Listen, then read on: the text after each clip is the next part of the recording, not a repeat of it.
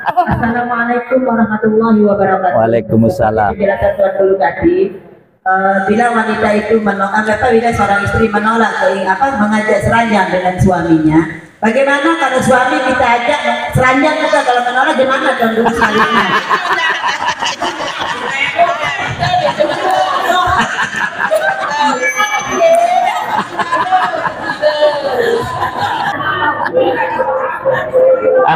Ya ganas gatir.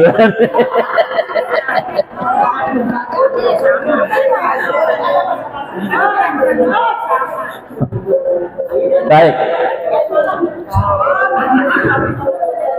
Suami punya kewajiban memberikan nafkah, baik nafkah lahir maupun nafkah batin, ya. Jadi kalau suami tidak mau memberikan nafkah batin kepada istrinya, dia berdosa di sisi Allah Subhanahu wa taala. Ya. Apalagi misalnya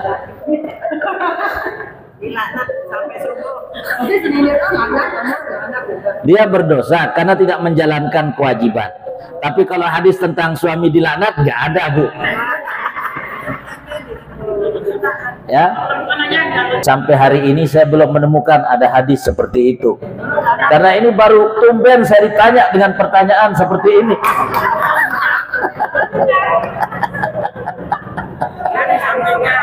Insya Allah saya berjanji untuk mencari hadisnya.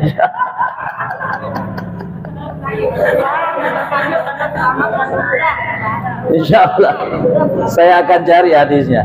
Ada nggak hadis kalau suami diajak seranjang sama istrinya kemudian suami nggak mau, dilaknat oleh malaikat sampai subuh? Saya akan cari nanti di hadis.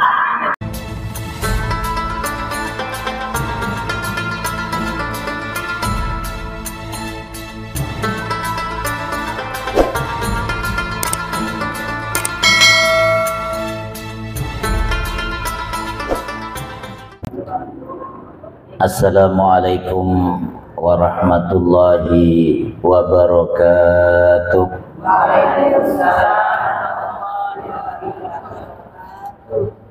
Alhamdulillahi rabbil alamin. Wassalatu wassalamu ala asyrafil anbiya'i wal mursalin. Sayyidina Muhammadin wa ala alihi wa ashabihi ajma'in. La hawla wa la quwwata illa billahil aliyyil azim. Amma ba'du.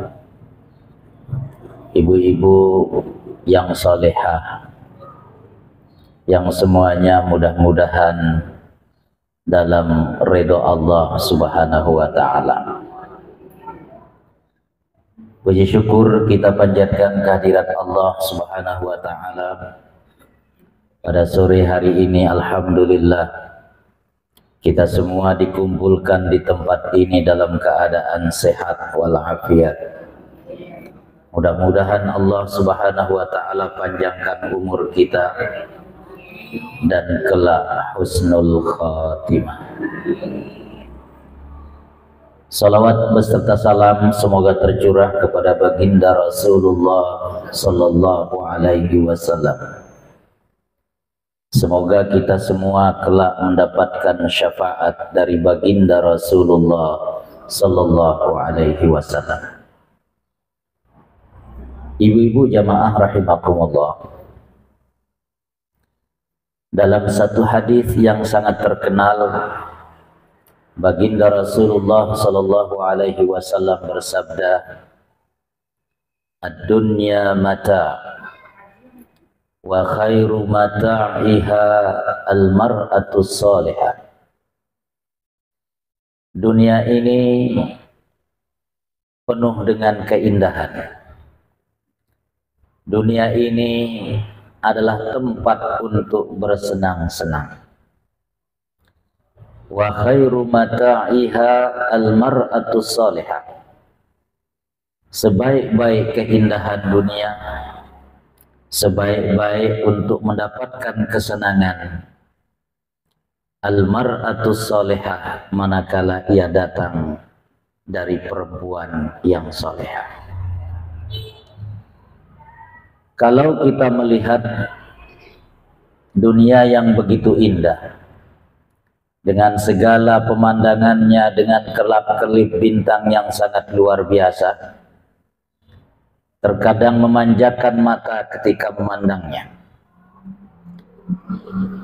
Tetapi kata baginda Nabi, ternyata yang paling indah dari semua itu adalah seorang perempuan yang solehah, perempuan yang selalu taat kepada Allah Subhanahu wa Ta'ala, taat kepada suaminya, taat dan paham akan hak-hak dan kewajiban.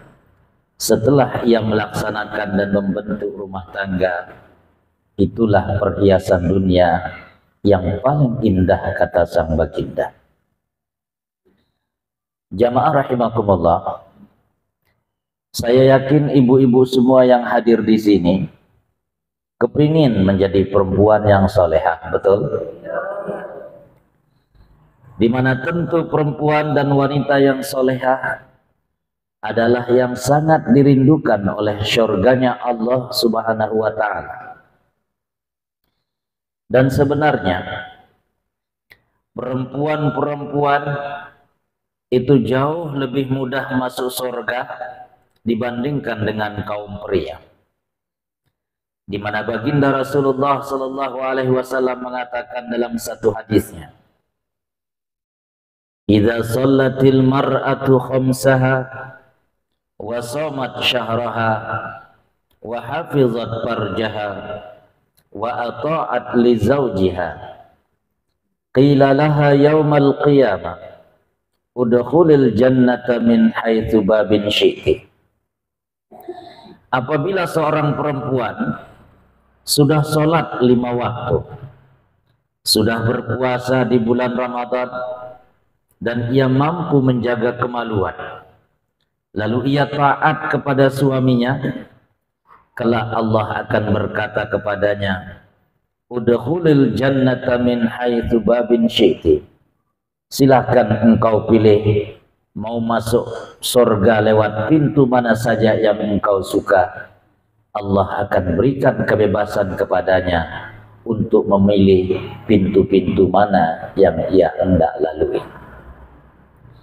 Hadis seperti ini tidak kita temukan pada hadis-hadis Nabi diperuntukkan untuk para laki-laki, di mana laki-laki tidak ada hadis yang menjelaskan kalau seorang laki-laki sudah sholat 5 waktu, berpuasa di bulan Ramadan, menjaga kemaluan, kemudian misalnya menyayangi dan mencintai istrinya, maka silahkan pilih untuk masuk surga lewat pintu yang mana saja. Itu tidak ada hadis seperti itu. Artinya jamaah rahimakumullah, sebenarnya Rasulullah sallallahu alaihi wasallam lebih menekankan bahwa perempuan jauh lebih mudah masuk surga dibandingkan dengan kaum pria. Namun yang terjadi sewaktu baginda Rasulullah sallallahu alaihi wasallam di Isra Mi'rajkan oleh Allah Subhanahu wa Ta'ala, lalu Allah berikan kesempatan kepadanya untuk melihat surga dan neraka. Ternyata kata beliau, ketika beliau diberikan kesempatan mengunjungi neraka, bahwa inna aktsara ahlin nar minan nisa, kebanyakan penghuni neraka itu dari kalangan wanita.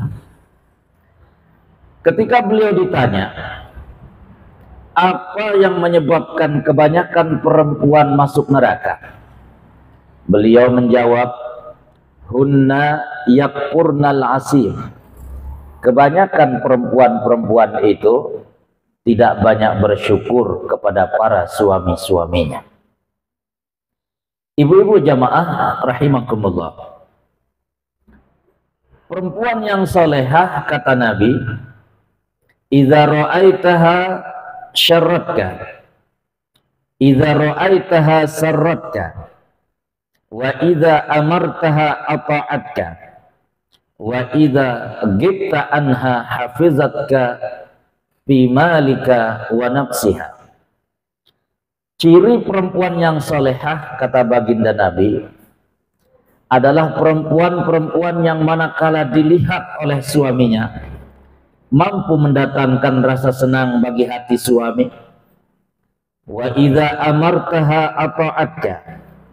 Kalau diperintah oleh suami, selama perintah itu masih dalam sesuatu yang dibolehkan oleh agama, istri cepat mematuhi dan menerima perintah sang suami. Wa idza ghibta anha, kalau suami kemudian tidak ada di rumahnya, yang mampu menjaga dirinya, menjaga kehormatan dirinya, dan menjaga harta milik suaminya. Ibu-ibu jamaah rahimakumullah, Al-Quran menjelaskan di surat An-Nisa ayat yang ke-34, Fassalihatu qanitatun hafizatun lil ghaib, bahwa perempuan yang soleha itu, kata Allah Subhanahu wa taala, pertama dia adalah seorang perempuan yang qanitat, perempuan yang taat kepada Allah Subhanahu wa taala. Setidak-tidaknya tercermin dari ibadah yang tadi Rasulullah sallallahu alaihi wasallam sebutkan. Ia selalu menjalankan salat 5 waktu, ia berpuasa di bulan suci Ramadan. Itu makna dari fasalihatu qanitat. Kemudian hafizatun lil ghaib, perempuan yang solehah itu juga kata Allah adalah perempuan yang mampu menjaga dirinya ketika suami tidak ada di rumahnya. Ia menjaga kehormatannya, menjaga harta suaminya. Ini diantara ciri wanita solehah yang Allah Subhanahu wa taala sebut dalam ayat ini. Ibu-ibu jamaah rahimakumullah, tapi dalam lanjutan ayat ini Allah kemudian menjelaskan, wallati takhafuna nusyuzahunna. Terkadang ada perempuan-perempuan yang suka nusyuz. Apa itu nusyuz? Nusyuz, ibu-ibu jamaah rahimakumullah, berasal dari kata bahasa Arab. Di antara makna dari kata nusyuz, al-uluwu wal irtifa'u, yaitu tinggi dan meninggikan diri. Itu makna kata nusyuz. Kalau misalnya dalam bahasa Arab saya mengatakan al-ardu nasyizah, maka makna dari al-ardu nasyizah adalah al-ardu al-murtafi'ah, tempat atau bumi yang tinggi. Itu makna dari kata nusyuz. Sementara dalam istilah para ulama, nusyuz itu maknanya adalah al-isyan. Ketika seorang perempuan itu banyak melawan suaminya, al-ulu wal irtifa'u wat takabburu 'ala zauj, merasa lebih tinggi, merasa lebih hebat di atas suaminya, kemudian ia suka menyombongkan diri di hadapan suaminya, melawan suaminya, itulah yang disebut dengan nusyuz. Dan nusyuz, ibu-ibu jamaah rahimakumullah, hukumnya haram. Bahkan para ulama menyebutkan nusyuz minal kabair, satu di antara bentuk dosa besar seorang perempuan, terutama kepada suaminya. Lalu apa konsekuensi daripada nusyuz ini? Dalam kitab Fathul Qarib dijelaskan bahwa di antara konsekuensi daripada nusyuz, ketika seorang perempuan berani menampakkan diri terang-terangan melawan suaminya, itu kata pengarang kitab Fathul Qarib bahwa dampak atau konsekuensi daripada nusyuz itu adalah yuhram minal qismah wan nafaqah.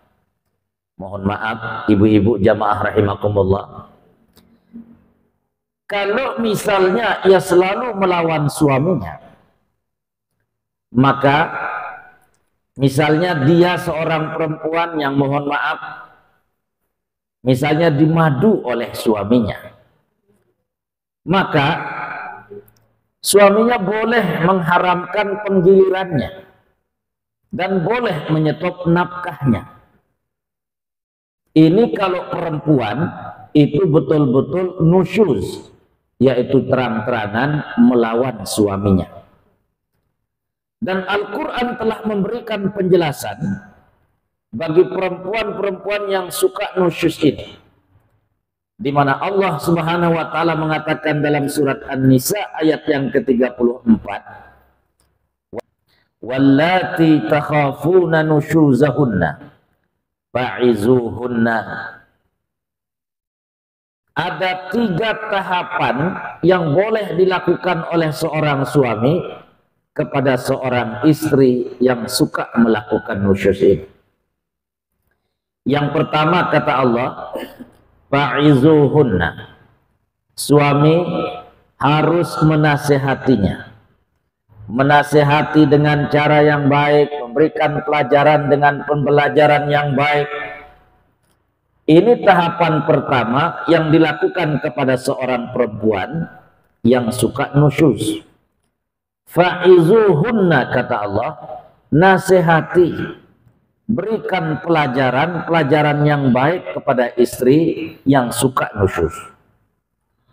Kalau sudah dinasihati ternyata masih saja tidak mempan, kata Allah Subhanahu wa taala, itu tidur boleh kemudian pisah ranjang. Makna pisah ranjang, pisah kamar. Fil madaji', yang semula biasa tidur dalam satu kamar, yang biasanya tidur dalam satu ranjang, maka itu kemudian pisah dulu. Si suami tidur di tempat lain, istri tidur di tempat lain. Ini sebagai bentuk pembelajaran agar kiranya perempuan yang suka nusyuz itu mulai menemukan kesadaran. Tapi kalau juga sudah pisah ranjang, pisah kamar, ibu-ibu, masih juga belum mempan. Kata Allah, wadribuhunna. Suami boleh memukul istri yang suka nusyuz ini, tetapi dengan pukulan yang tidak menyakiti. Pukulan yang tidak menyakiti itu dari pusar ke bawah. Ya, misalnya ditepes, diteki, bukan ditempeleng. Kalau ditempeleng itu pukulan menyakitkan. Ya. Jadi boleh suami, Al-Quran membolehkan untuk memukul istri yang suka nusyuz. Tetapi itu tahapan terakhir. Setelah tadi pertama dinasihati tidak mempan, pisah kamar juga tidak mempan, maka yang ketiga boleh untuk dipukul dengan pukulan yang tidak menyakitkan. Ibu-ibu jamaah rahimakumullah, maka tidak boleh misalnya seorang suami tahu istrinya nusyuz langsung main kampar, langsung main pukul, nggak boleh. Kenapa? Karena tadi ada tahapan-tahapan yang Al-Quran telah sampaikan. Dinasihati dulu, pisah tempat tidur dulu. Kalau semuanya sudah tidak mempan, maka baru kemudian boleh dipukul dengan pukulan yang mendidik sifatnya. Perhatikan ibu-ibu jamaah rahimakumullah. Selanjutnya Allah mengatakan apa? Fa in ata'nakum fala tabghu 'alaihinna sabila. Kalau istri itu sudah taat kepada suaminya, artinya sudah tidak nusyuz lagi, tidak melawan lagi, tidak membangkang lagi, fala tabghu alaihinna sabila, maka kalian wahai para suami tidak punya jalan untuk menyakiti hati seorang istri. Bu, ibu, mau nggak supaya ibu-ibu nggak disakiti hatinya oleh suaminya? Mau? Ini bagi yang masih ada suaminya ya. Jikalau ibu-ibu mau tidak disakiti oleh suami, maka jangan pernah menampakkan sikap pembangkangan secara terang-terangan di hadapan suami. Perhatikan ibu-ibu jamaah rahimakumullah. Memang dalam kehidupan rumah tangga itu terkadang ada onak dan duri, betul? Tidak selamanya sebuah rumah tangga kemudian akan terbina rumah tangga yang sakinah, mawaddah dan rahmah, sebagaimana yang mungkin kita impi-impikan sebelumnya. Biasa dalam rumah tangga, terlebih lagi perbedaan antara perempuan dan laki-laki itu tentu berbeda dari sisi jiwa dan dari sisi logikanya. Tetapi bagaimana kemudian mampu memadukan perbedaan ini untuk menjadi hal-hal yang sifatnya hal-hal yang bersama untuk bisa dilakukan, itulah yang kemudian dikedepankan. Jikalau perselisihan terus-terusan dibiarkan, itu pertanda rumah tangga itu tidak sehat dan bisa saja kemudian berujung kepada perceraian. Ibu-ibu jamaah rahimakumullah, bercerai itu dibolehkan dalam Islam. Nabi mengatakan abghadul halal indallah at-talaq. Sesuatu yang halal tetapi dibenci oleh Allah itu adalah bercerai. Boleh bercerai tetapi dibenci di sisi Allah Subhanahu wa taala. Kenapa boleh? Perhatikan Bapak Ibu yang dirahmati Allah Subhanahu wa taala. Mohon maaf nggak ada bapak-bapaknya. Ibu-ibu aja yang ada pada sore hari ini. Dalam Al-Quran Allah membuat satu surat namanya surat At-Talaq. Surat yang artinya perceraian. Artinya Islam melegitimasi, membolehkan yang bernama perceraian. Sampai-sampai salah satu surat dalam Al-Quran namanya surat At-Talaq atau surat cerai. Kenapa boleh? Karena Islam adalah agama yang sesuai dengan fitrah kemanusiaan. Tidak ada satupun syariat Islam yang bertentangan dengan fitrah manusia.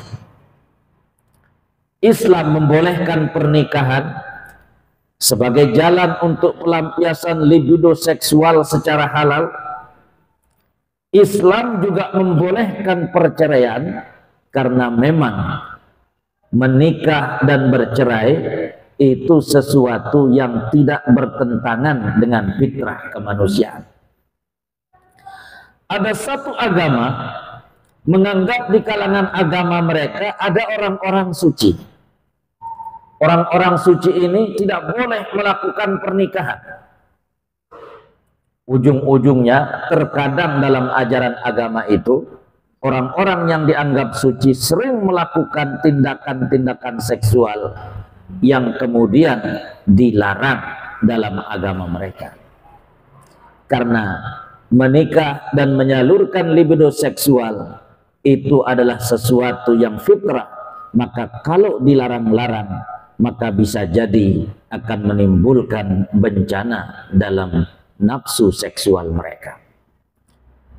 Islam membolehkan perceraian apabila dalam sebuah rumah tangga hak-hak Allah, hukum-hukum agama tidak mampu lagi ditegakkan, justru kebanyakannya akan terus-terusan dilanggar. Maka setelah ada usaha islah, perbaikan di antara kedua suami istri tapi belum juga menemukan jalan, selalu ada jalan buntu, maka bercerai adalah pintu darurat pintu emergensi yang dibolehkan dalam Islam, karena tidak boleh juga dalam sebuah rumah tangga antara suami istri yang selalu cekcok dan berkelahi setiap hari, lalu kemudian undang-undang dan syariat agama banyak dilanggar, maka lebih baik kemudian mereka berpisah saja secara baik-baik, sehingga kemudian Islam membolehkan apa yang disebut dengan perceraian. Dalam agama lain, ada satu agama kalau orang sudah menikah itu tidak boleh bercerai selama-lamanya, dan tentu ini bertentangan dengan fitrah kemanusiaan. Ibu-ibu jamaah rahimakumullah, siapapun di antara kita tentu kepingin mempertahankan rumah tangganya. Siapapun di antara kita tentu kepingin bila perlu masuk surga bersama suami istrinya. Betul? Maka oleh karena itu, ketika Allah Subhanahu wa taala menyebut dalam Al-Qur'an, inna ashabal jannatil yawma fi syughulin fakihun hum wa azwajuhum fi zilalin 'alal ara'iki muttaqi'un lahum fiha fakihatun wa lahum ma yad'un salamun qawlan mir rabbir rahim. Hari ini kata Allah, inna ashabal jannatil yawma fi syughulin fakihun.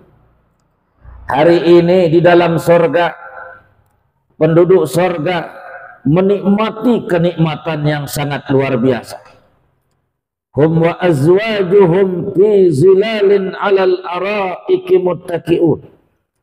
Suami istri yang masuk surga duduk bertelekan kaki di atas sofa-sofa yang luar biasa indahnya.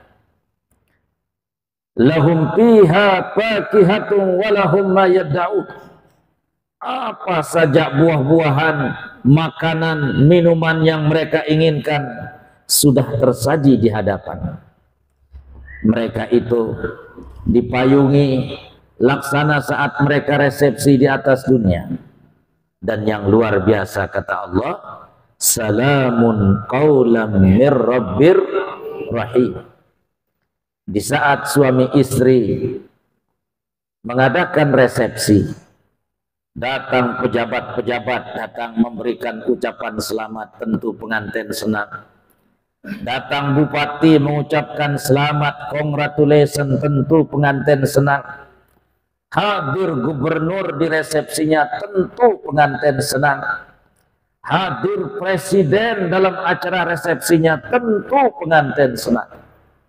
Yang sangat luar biasa dan enggak tanggung-tanggung nanti di dalam surga, yang berkenan mengucapkan selamat, yang berkenan mengucapkan congratulations, yang berkenan mengucapkan mabruk dan mubarak. Salamun qawlan mir rabbir, yaitu Allah Subhanahu wa taala yang berkenan untuk mengucapkan selamat kepada suami istri yang masuk surga bersama-sama. Oleh karena itu, ibu-ibu jamaah rahimakumullah, perempuan yang salehah dia harus berusaha menghindari apa yang disebut dengan nusyuz ini. Harus menghindari sikap melawan, sikap membangkang, sikap melanggar atas apa yang diperintahkan oleh suaminya. Tentu selama perintah itu tidak bertentangan dengan perintah agama. Rasulullah Shallallahu Alaihi Wasallam mengatakan, la ta'ata li makhluqin fi ma'siyatil khaliq. Tidak boleh taat kepada siapapun yang membuat perintah, kalau perintahnya dalam rangka maksiat dan melanggar apa yang dilarang oleh Allah Subhanahu wa taala, maka kita tidak boleh taat kepadanya. Jangankan kepada suami, bahkan seorang anak kepada ibu bapaknya tidak boleh taat. seorang rakyat kepada pemimpinnya, jikalau pemimpinnya memerintahkan sesuatu yang bersifat maksiat, maka tidak berlaku apa yang Allah Subhanahu wa taala sebut dalam Al-Qur'an, atiullah wa atiur rasul wa ulil amri minkum. Oleh karena itu, ibu-ibu jamaah rahimakumullah, seorang perempuan yang solehah, yang selalu berusaha menjalankan perintah-perintah Tuhannya dan selalu berusaha taat kepada suaminya, inilah diantara kriteria perempuan-perempuan yang dirindukan oleh surganya Allah Subhanahu wa ta'ala. Bu, mau masuk surga, Bu? Mau? Di antara kriteria perempuan yang dirindukan surga, manakala ia melakukan kesalahan, cepat-cepat ia minta maaf kepada suaminya. Ia ambil tangan suaminya, ia cium tangan suaminya, dan tidak dilepas tangan suaminya sebelum keluar kata maaf dari suami. Bu, pernah nggak ibu minta maaf kalau salah di hadapan suami? Sering?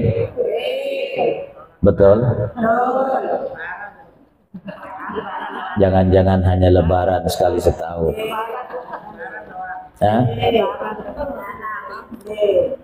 Pas begitu salaman di saat lebaran, bukannya mengucapkan minal aidin wal faizin, mohon maaf lahir dan batin, malah mengucapkan minal aidin wal faizin, mohon nafkah lahir dan batin. Masya Allah, ibu soleh kayak yang pengalaman itu. Ibu-ibu jamaah rahimakumullah, oleh karena itu pada kesempatan ini saya ingin menyampaikan kepada kita, jangankan kita yang perempuan biasa, Rasulullah Shallallahu Alaihi Wasallam sepulang beliau dari peristiwa Isra dan Mi'raj, beliau kumpulkan wanita-wanita sahabiat, bahkan kepada putrinya sendiri Fatimah Az-Zahra beliau berpesan agar kiranya tasaddaqi, kata beliau, banyak-banyaklah engkau bersedekah wahai putriku, banyak-banyaklah engkau berbagi wahai putriku, walaupun hanya dengan sebiji korma, walaupun hanya dengan seteguk air. Karena sekecil apapun amalan itu, ibu-ibu yang dirahmati Allah, jangan pernah kita entengkan. Karena Rasulullah Sallallahu Alaihi Wasallam mengatakan, la tahkiranna minal ma'rufi syai'a, jangan pernah mengentengkan satu kebaikan. Karena kata para ulama setelah Nabi menyebut hadis ini, fa innaka la tadri ayya amalin yudkhilukal jannah, karena Anda tidak pernah tahu amal yang mana yang membuat Anda masuk surga. Bisa jadi ketika kita jalan di jalan ada duri, lalu kemudian kita singkirkan. Ada bekas pisang yang kalau dibiarkan terinjak oleh orang bisa jadi akan jatuh, kita singkirkan. Bisa jadi amal kecil seperti itu, itulah yang akan membuat kita masuk surganya Allah Subhanahu wa ta'ala. Rasulullah Sallallahu Alaihi Wasallam mengatakan, ada seorang perempuan profesinya sebagai pelacur di zaman Bani Israel. Berjalan ia di tengah Sahara, ia begitu haus dan begitu luar biasa hausnya. Maka kemudian ia turun mengambil air ke dalam sumur. Ia minum. Begitu ia naik, ia melihat ada seekor anjing yang sedang menjulurkan lidahnya, tanda kehausan dan kedahagaan. Maka cepat-cepat perempuan yang profesinya sebagai pelacur ini mengambil air dengan sepatu botnya. Lalu kemudian ia berikan minuman kepada anjing yang sedang kehausan itu. Kata Rasulullah Sallallahu Alaihi Wasallam, perempuan yang profesinya sebagai penzina, sebagai pelacur ini, dakhalatil jannah, dia akan masuk surga. Ringan dan kecil apa yang dilakukannya, tetapi kemudian amalannya yang kecil ini menyebabkan ia masuk surganya Allah Subhanahu wa Ta'ala. Ibu-ibu jamaah rahimakumullah, jikalau kita punya suami, selalulah untuk kita menyenangkan hati suami. Jikalau kita masih punya suami, selalulah membuat hati suami redha dan sayang kepada istri. Karena Rasulullah bersabda, ayyuma imra'atin matat wa zawjuha radin anha dakhalatil jannah. Siapa saja perempuan yang meninggal dan suaminya ridho kepadanya, ia pasti masuk surga. Sekali lagi, siapapun perempuan yang nanti ketika ia meninggal suaminya ridho kepadanya, maka ia pasti masuk surga, kata baginda Rasulullah Sallallahu Alaihi Wasallam. Tetapi perhatikan ibu-ibu, mohon maaf, di lain hadis Nabi mengatakan, ayyuma imra'atin talabat at-talaqa min zawjiha min ghairi ba'sin haramallahu laha raihatal jannah. Kalau tadi Nabi mengatakan siapapun perempuan yang meninggal dan suaminya redha kepadanya, maka ia pasti masuk surga. Tapi kalau pada hadis yang kedua Nabi bersabda, siapapun perempuan yang meminta cerai kepada suaminya tanpa alasan yang dibenarkan oleh agama, haramallahu laha raihatal jannah, Allah akan haramkan ia menghirup baunya surga. Na'udzubillahi min dzalik. Oleh karena itu, ibu-ibu jamaah rahimakumullah, suami kita adalah anugerah yang Allah berikan kepada kita.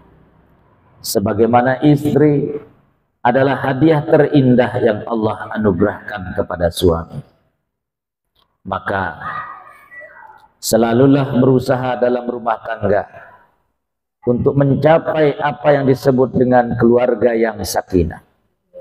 Sakinah itu artinya tenang, tentram. Iya, mungkin di sana ada percekcokan dan perkelahian, karena tidak ada satupun rumah tangga yang tidak ada percekcokan dan perkelahian. Jangankan kita, Rasulullah Shallallahu Alaihi Wasallam sendiri sering diomeli oleh sang istri. Aisyah radhiyallahu anha sering begitu merasa cemburu luar biasa kepada sang baginda Nabi, karena tidak ada rumah tangga yang tidak ada di dalamnya cekcok dan perkelahian antara pasangan suami istri. Namun yang terpenting adalah bagaimana kemudian rumah tangga itu mampu dimanage, mampu diatur, sehingga kemudian tidak sampai lahir broken yang menyebabkan rumah tangga berantakan, menyebabkan kemudian terjadi perceraian yang memisahkan suami dengan istrinya, memisahkan anak dengan orang tuanya. Oleh karena itu, ibu-ibu jamaah rahimakumullah, mari kita jaga rumah tangga kita dengan selalu berusaha menjalankan hak-hak suami kepada istrinya, hak-hak istri kepada suaminya.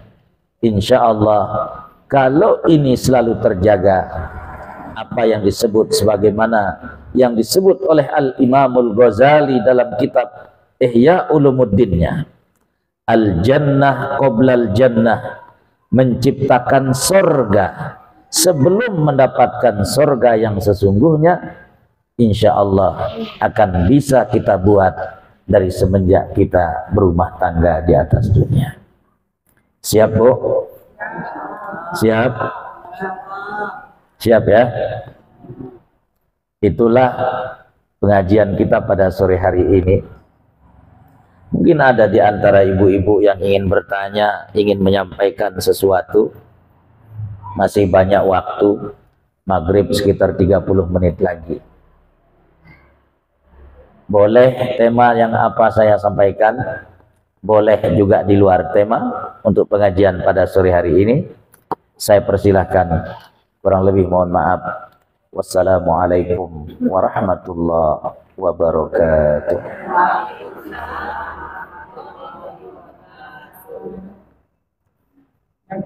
Nggih. Salam. Mengenai nusus Tuan Guru, sampai di mana istri itu dikatakan nusus yang disebutkan sama Tuan Guru tadi, yang bagaimana gitu istri bersikap, bagaimana istri itu yang dikatakan nusus. Itu aja dah Tuan Guru. Assalamualaikum warahmatullahi wabarakatuh. Assalamualaikum warahmatullahi wabarakatuh. Terima kasih Bu Hajah Azizah yang solehah atas pertanyaannya. Tadi memang saya sengaja secara umum, secara global menjelaskan tentang nusyuz ini. Tetapi karena ada pertanyaan, saya akan rincikan dengan contoh-contohnya. Perhatikan ibu-ibu jamaah rahimakumullah. Ini mohon maaf. Di antara bentuk nusyuz, kalau misalnya seorang istri diajak ke atas ranjang oleh suaminya, padahal tidak sedang dalam keadaan berhalangan, artinya dalam keadaan suci, lalu kemudian ia tidak mau, padahal suaminya sedang kebelet, lalu ia menolak ajakan suaminya, itu bagian dari nusyuz. Bahkan Rasulullah Shallallahu Alaihi Wasallam, perhatikan ibu-ibu, dalam satu hadisnya yang sangat terkenal, beliau mengatakan, "Idza da'a ar-rajulu imra'atahu ila firashihi."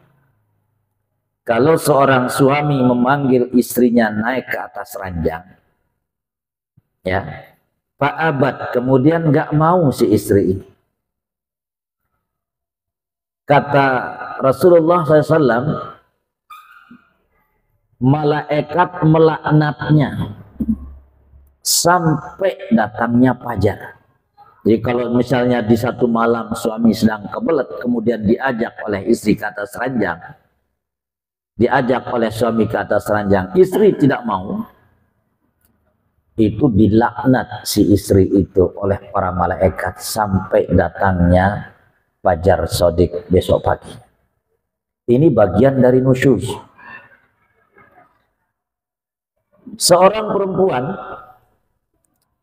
misalnya dalam hal-hal yang sepele disuruh buat kopi oleh suaminya, dia bilang, entar, sinetronnya belum kelar, ya, lagi asik nonton sinetron. Suaminya kepingin sekali ngopi dan dibuatkan oleh sang istri. Ayo dong buatin kopi, entar, ya. Sampai lama suaminya marah. Ini juga bagian dari nusyuz, ibu-ibu. Jadi membangkang dan melawan terhadap perintah suami dalam hal-hal apa saja selama tidak bertentangan dengan perintah Allah. Ketika istri berani melawan dan membangkang, itu semua bagian dari nusyuz. Perhatikan ibu-ibu jamaah rahimakumullah. Maka nusyuz ini jangan disepelekan. Seorang perempuan bisa saja, mohon maaf, masuk neraka itu gara-gara ia nusyuz sama suaminya. Bayangkan ketika misalnya diperintah oleh suaminya untuk buat kopi, entar, kemudian dia meninggal. Suaminya nggak redho kepadanya. Tadi kata Nabi bahwa seorang perempuan yang meninggal, suaminya redho kepadanya, maka Allah akan masukkan dia ke dalam surga. Tapi begitu juga sebaliknya makna hadis itu. Siapapun perempuan yang meninggal, suaminya nggak redho kepadanya, masuknya kemana? Neraka. Na'udzubillahi min dzalik. Jadi itu diantara contoh-contoh nusyuz, ibu-ibu jamaah rahimakumullah. Tapi nusyuz, kata sebagian ulama, bukan hanya untuk perempuan. Bisa juga nusyuz itu laki-laki. Laki-laki yang suka memukul istrinya terang-terangan di depan orang banyak. Laki-laki yang berani ngomelin istrinya di depan orang banyak. Menjatuhkan harkat dan martabat istrinya di depan orang banyak. Padahal istrinya ini solehah, orangnya baik dan sangat penurut. Itu juga masuk dalam kategori nusyuz. Kalau yang ini suaminya yang nusyuz. Ya. Sebagian ulama mengatakan nusyuz juga berlaku untuk suami. Walaupun jumhurul ulama mengatakan bahwa nusyuz itu bagi perempuan. Maka ibu-ibu jamaah rahimakumullah, berusahalah ketika masih punya pasangan, jangan sampai menampakkan nusyuz ini. Karena para ulama mengatakan ia bagian dari al-kabair, masuk di antara dosa-dosa besar. Silakan kalau ada yang bertanya lagi. Silakan. Bu Hajah Nur Hayati.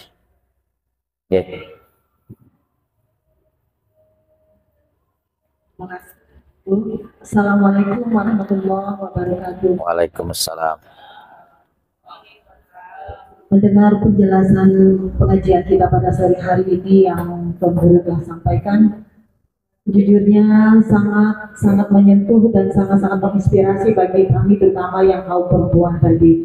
Ternyata yang disampaikan adalah begitu mudahnya seorang perempuan bisa masuk surga kalau dia taat terhadap suaminya. Tapi kita lihat zaman sekarang ini Tuan Guru, banyak sekali umpamanya para suami juga tidak melakukan kewajibannya sebagaimana kewajibannya seorang suami terhadap istri. Kita tahu bahwa suami itu adalah merupakan imam, merupakan pemimpin dalam rumah tangganya. Tapi dalam proses kehidupannya itu banyak sekali kebijakan-kebijakan atau kewajiban-kewajiban yang seharusnya dilakukan oleh suami amat sangat terpaksa akhirnya dilakukan, dikondisikan untuk dilakukan oleh para istri seperti itu. Gimana dengan kondisi seperti ini menurut pandangan Tuan Guru? Dan juga tentunya kita dalam rumah tangga ingin meraih yang namanya sama wasakinah, mawaddah dan warahmah. Ingin selalu tampil cantik di depan suaminya, ingin selalu tampil menyenangkan di hadapan suaminya karena ingin meraih surganya tersebut. Tapi tentu semuanya itu kita tidak bisa mengharapkan hanya sepihak, Tuan Guru. Tentunya ada kerjasama di antara keduanya. Tapi itu rupanya sebagai pemimpin tidak bisa menciptakan hal itu. Di mana letak apakah salah sehingga pertanyaan atau penjelasan atau bukan protesan ya barangkali penjelasan gitu Tuan Guru terhadap posisi istri yang seperti ini. Contoh saja, yang merupakan nafkah, yang merupakan kewajiban suami terpaksa harus dibebankan kepada istrinya. Bahkan hal-hal yang sangat-sangat prinsip, bahkan hal-hal yang sangat kecil pun akhirnya si istri ini berpihak juga sebagai suami. Dan tadi mohon penjelasan Tuan Guru itu untuk yang memiliki suami. Lalu yang tidak memiliki suami tentunya juga ingin meraih surganya indahnya Allah yang dengan mudah tadi. Bagaimana langkah-langkah untuk bisa memperoleh surga bagi perempuan yang tidak memiliki suami? Terima kasih. Assalamualaikum warahmatullahi wabarakatuh. Salam. Ibu-ibu, dalam rumah tangga itu antara suami istri sering digambarkan sebagai keluarga yang workshop namanya. Suami yang work, yang kerja, istri yang shopping. Ya. Istri yang pergi belanja. Karena menikmati hasil dari kerja suaminya. Jadi keluarga workshop, suami yang work, yang kerja, istri yang shopping. Tapi sekarang bagaimana? Suami yang shopping, istri yang work. Ini kebalik.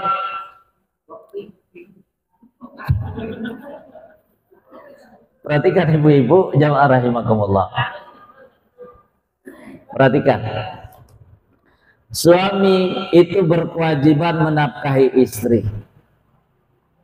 Istri wajib taat kepada suami. Tapi jikalau suami yang punya kewajiban menafkahi istri itu sudah tidak berfungsi, bahkan fungsinya sudah digantikan oleh istri, lalu istri misalnya merasa ini rumah tangga sudah tidak bisa dipertahankan, boleh meminta untuk melakukan perceraian.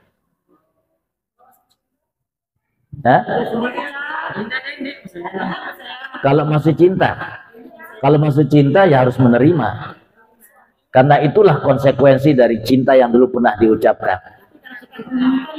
Ya, kalau dia apa? Boleh.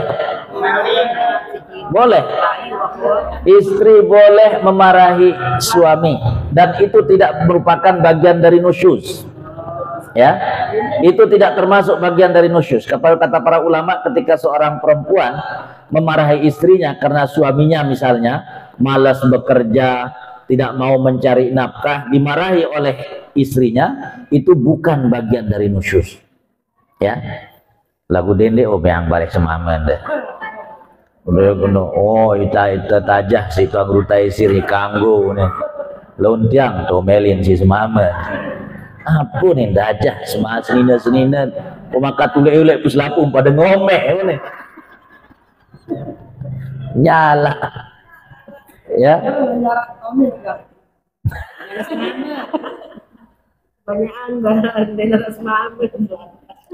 Kalau perempuan yang sudah tidak bersuami, perhatikan ibu-ibu, sebisa mungkin untuk menikah lagi. Kalau ada laki-laki yang mau kepadanya, ya, sebaiknya jangan hidup sendiri.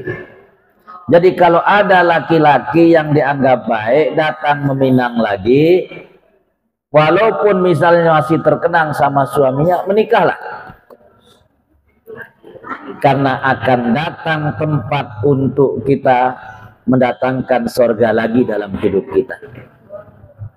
Ya, mohon maaf ibu-ibu, kan sering disebutkan surga anak itu berada di kaki atau telapak kaki ibunya. Surga bagi seorang perempuan, seorang istri itu berada di bawah kaki suaminya. Maka walaupun suami misalnya sudah meninggal duluan, lalu ada laki-laki yang meminang, soleh dan berniat baik untuk membentuk sebuah rumah tangga, kenapa tidak? Ya. Uli saktoa so samele segera tiang sabajan ya mele.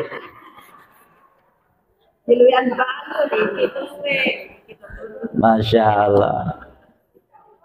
Jadi itu jalan terbaiknya, ya, Bunda Hajah Nurhayati. Jadi kalau misalnya bagaimana dengan yang tidak punya pasangan? Kalau ada laki-laki yang datang meminang, niatnya baik dan soleh, jangan kemudian segan-segan untuk menerimanya. Terima, karena menikah itu sunnah Rasulullah Sallallahu Alaihi Wasallam. Perhatikan ibu-ibu, ini perhatikan. Saya sering mengatakan, laki-laki mampu, kalau ada laki-laki yang mampu lalu dia tidak menikah, itu dia berdosa. Berdosa. Laki-laki yang mampu kemudian dia tidak menikah, itu dia berdosa. Karena menikah itu sunnah Rasulullah SAW, di mana Nabi mengatakan, an-nikahu sunnati, faman ragiba an sunnati falaysa minni. Nikah itu sunnahku, siapa yang tidak mau melaksanakan sunnahku, aku tidak akan mau akui ia sebagai umatku. Tapi kalau ada perempuan mampu, perhatikan, kalau ada perempuan mampu tapi tidak ada satupun laki-laki yang mau kepadanya, maka dia nggak wajib untuk melangsungkan pernikahan. Lah memang misal waktu lain te iklanan di narak mele, ya punya tekembe terus. Yang jelas sudah melakukan usaha. Maka sekali lagi, kalau ada laki-laki mampu tidak menikah, itu berarti ia tidak menjalankan sunnah Rasulullah SAW. Tapi kalau perempuan mampu, itu nggak wajib menikah, jikalau tidak ada laki-laki yang datang meminangnya. Tapi perhatikan kata Nabi, ibu-ibu, idza ra'aita rajulan, idza ataka rajulun tarda anhu dinahu, apabila datang seorang laki-laki kepadamu, baik itu seorang perempuan yang sedang jadi janda, atau misalnya seorang wali yang punya anak gadisnya, datang laki-laki datang melamar anaknya, fazawwijuhu, kata Nabi, segera nikahkan ia. Kenapa kata Allah, kata Nabi, illam takum fitnatum fil ardi wa fasadun kabir. Kalau tidak kamu segera nikahkan, akan terjadi fitnah dan bisa mendatangkan kerusakan yang sangat besar. Ya, mohon maaf. Perhatikan ibu-ibu, Allah mengatakan dalam Al-Quran, ini pesan bagi para wali, tetapi juga perempuan zaman sekarang harus berusaha untuk mencari. Di mana Allah mengatakan dalam Al-Quran, perhatikan, bahwa ini ditugaskan kepada para wali, begitu juga pada pemerintah. Ya, wa ankihul ayama minkum wassalihatu min ibadikum wa imaikum iyakunu fuqara yughnihimullahu min fadlih. Wa ankihul ayama minkum, nikahkanlah orang-orang yang sedang sendirian di tengah-tengah kalian. Nikahkanlah orang-orang yang sedang menjomblo di tengah-tengah kalian. Ya.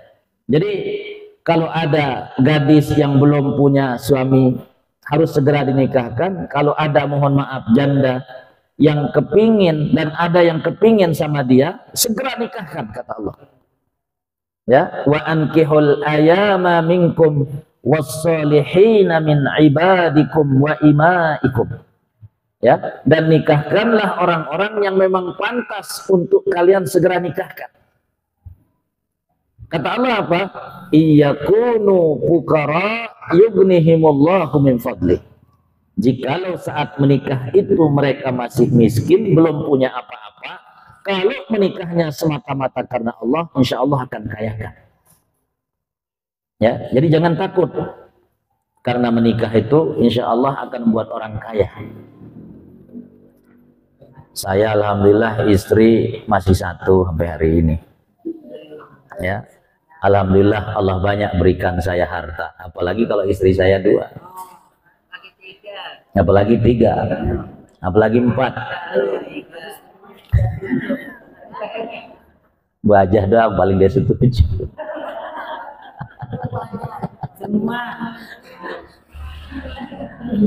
Ya, jadi ibu-ibu jamaah rahimakumullah, pertanyaan Bu Hajah tadi, ya, kalau yang tidak punya pasangan, kalau ada yang datang Minang, segera terima pasangan itu, terima yang melamar itu. Jangan pikirkan sudah tua, asalkan memang ada yang mau, segera saja.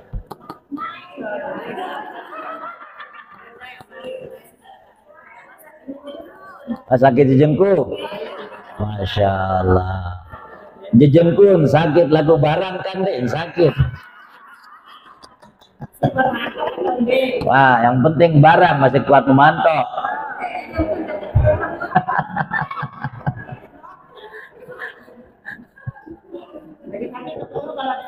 Silakan terakhir. Ini istri yang solehah ini, karena suaminya namanya soleh. Assalamualaikum warahmatullahi wabarakatuh. Waalaikumsalam. Penjelasan Tuan Guru tadi, bila wanita itu menolak, bila seorang istri menolak mengajak seranjang dengan suaminya, bagaimana kalau suami kita ajak seranjang juga, kalau menolak gimana Tuan Guru selanjutnya?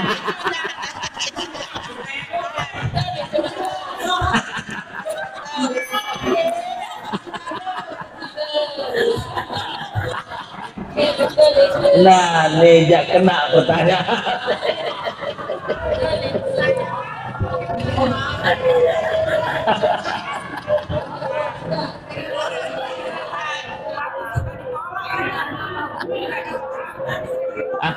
Ya ganas gatir.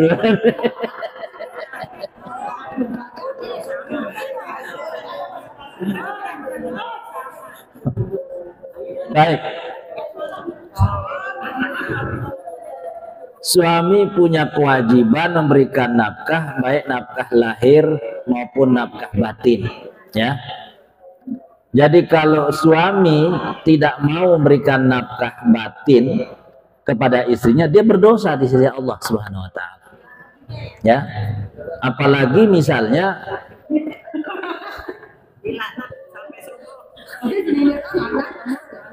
dia berdosa karena tidak menjalankan kewajiban. Tapi kalau hadis tentang suami dilaknat nggak ada, Bu. Ya. Artinya dia berdosa karena tidak melaksanakan kewajibannya. Tetapi apakah dia dilaknat oleh malaikat sampai subuh, itu nggak ada hadisnya. Ya. Tinggal sudah katakan, berdosa sudah.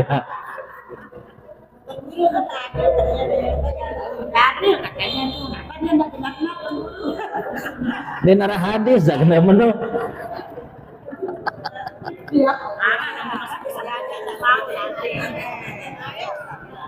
Kan Nabi mengatakan begini, Bunda, man su'ila an ilmin fakatamahu uljima yaumal qiyamati bilijami minan nar. Siapa yang ditanya tentang sebuah ilmu lalu dia sembunyikan, maka dia akan di-playback nanti dalam neraka dengan playback api neraka, kata Nabi. Sampai hari ini saya belum menemukan ada hadis seperti itu. Karena ini baru tumben saya ditanya dengan pertanyaan seperti ini.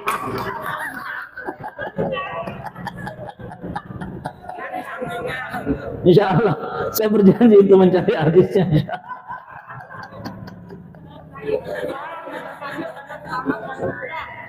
Insya Allah saya akan cari hadisnya. Ada nggak hadis kalau suami diajak seranjang sama istrinya kemudian suami nggak mau, dilaknat oleh malaikat sampai subuh? Saya akan cari nanti di hadis. Dan saya akan bertanya ke ulama-ulama. Saya punya grup itu, ada ulama-ulama dunia di sana. Ya, insya Allah saya akan tanyakan.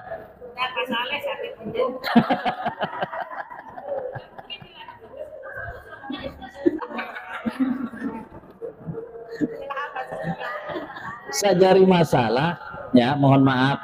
Ini jangan sampai kayak cerita itu Bu Soleh. Pas datang malam Jumat, kata istrinya habis Isya, Bang, mumpung malam Jumat, Bang, katanya kalau berhubungan suami istri malam Jumat, itu pahalanya seperti membunuh Israel 40 orang katanya. Ayo dong, kata si istri sama suaminya, bergulat sampai jam 10, kecapean tidur. Jam 12 si istri bangun duluan, dibangunin lagi istrinya, bang, mumpung masih malam masih panjang, biar lebih banyak lagi Israel yang kita bunuh, ya, biar lebih banyak lagi Yahudi yang kita bunuh, bang. Ayo kita main sekali lagi. Oh, main lagi sampai jam 1. Jam 1 kecapean, tidur suami istri. Jam 4 bangun lagi si istri, bergodet-godet, dibangunin suaminya, bang, mumpung masih malam Jumat, bang, biar lebih banyak lagi Yahudi yang kita bunuh, bang, katanya. Ayo dong sekali lagi, bang. Kata si suami, dek, kalau kau suruh aku sekali lagi, bukan Yahudi yang kau bunuh, tapi kau bunuh aku, katanya.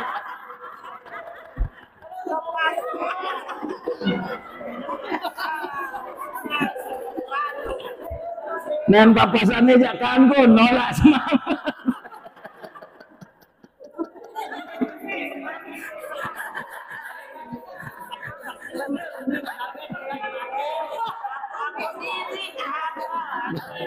Bas keliwatan, burung mati Yahudi lagu mati semangat.